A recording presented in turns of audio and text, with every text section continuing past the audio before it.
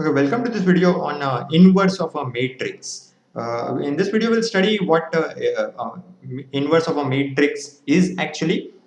We won't find the inverse of a matrix in this video. We'll do that in future videos.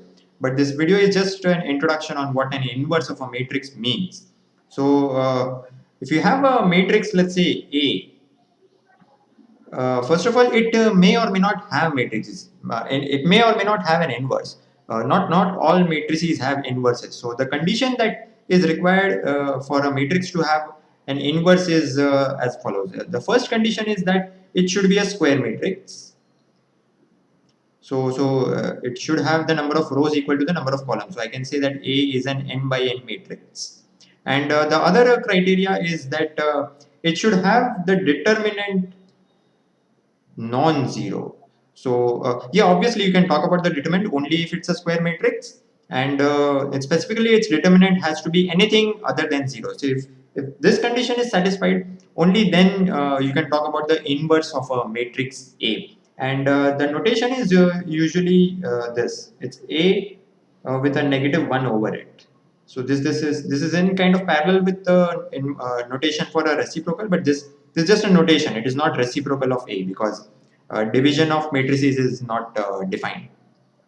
So the property of the inverse is the special property is that if you multiply A with its inverse, let's say you multiply A with its inverse on this side, or if you do it from the other side, if you multiply A inverse with A, the result will be the same, and in fact it will be a special result. It will always be the identity matrix of that order.